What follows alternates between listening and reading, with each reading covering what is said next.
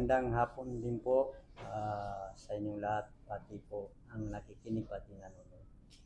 Ako po ay nagpapasalamat sa ating buting mayor, si Ka-RP Ibay, at sa kanyang Vice Mayor na si Mahal T.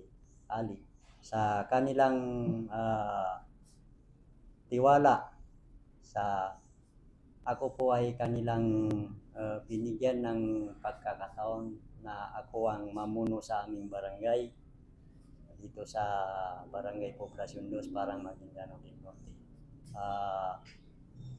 Unang-una, yun na nga, nagpapasalamat ako sa kanila na binigyan nila ako ng pagkakataon na mamuno ang aking pong itutuloy na legacy sa aming barangay.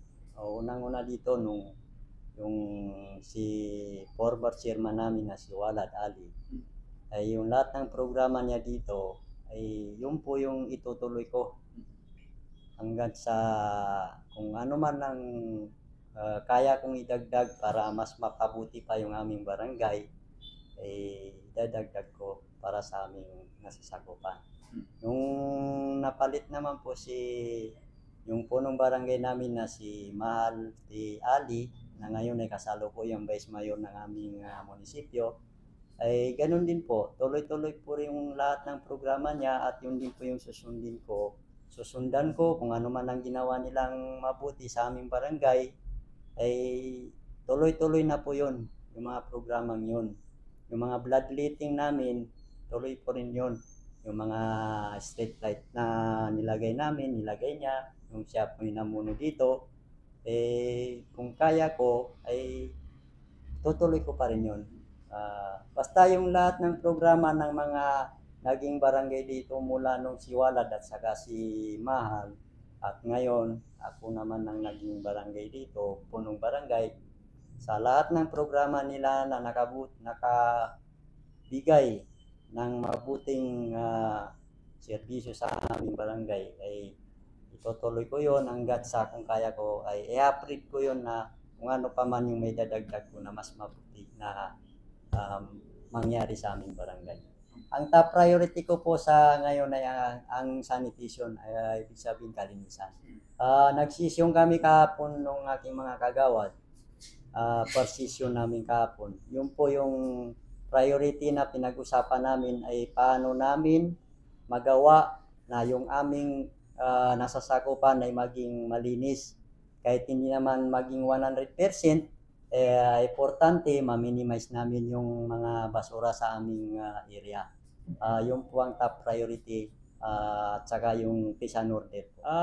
Yung illegal drugs po ay alam na natin yan na noon pa man ay ginagawa na yan na hanggang sa ngayon ay naging yung area namin ay naging drug free. Hanggang ngayon drug free pa rin yung barangay natin.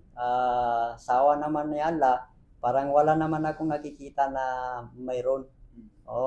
Actually nagasorbi-sorbi din kami sa aming area. Although may naririnig, pinupuntahan namin, wala naman. Siguro chismis lang. Kaya naging drug free yung barangay namin kasi sa pagkakalam ko hanggang ngayon wala kaming kaso na ganun. Mensahe ko lang po sa aking mga kababayan dito sa barangay namin, Poblacion 2 ng Parang Maguindanao del Norte.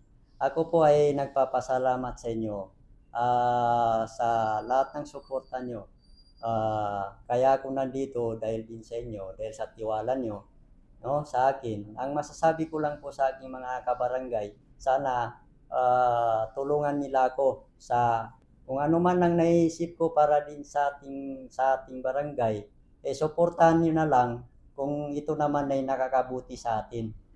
Yung top priority namin na kailangan maging malinis tayo sa ating area, sana naman tulungan niyo yung barangay na maging malinis yung kahit na yung harap lang na natin yung linisin natin. Wag na yung buong barangay, yung harap nyo lang kung anong nandyan sa harap nyo na may kalat, ilagay nyo na lang sa sako. para kami nang bahala na kumuha. Nandiyan naman yung garbage truck natin, siguro araw-araw magkukuha yan sila. Yung nang advice ko, kailangan araw-araw yung basura natin, yung garbage truck natin ay mag-ikot sa ating barangay para makulikta yung basura. Yung barangay hall po natin na bago, sa pagkakalam ko, patapos na, no? Ang narinig ko kasi sa contractor ay ito-turnover muna yan sa farm. Pagkatapos mag-turnover, pwede na namin yan maging opisina at doon kami lilipat, inshallah.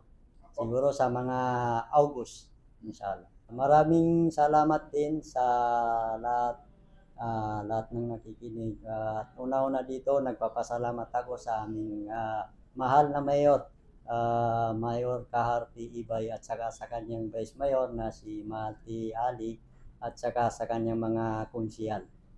Maraming salamat po sa suporta niyo sa aming barangay.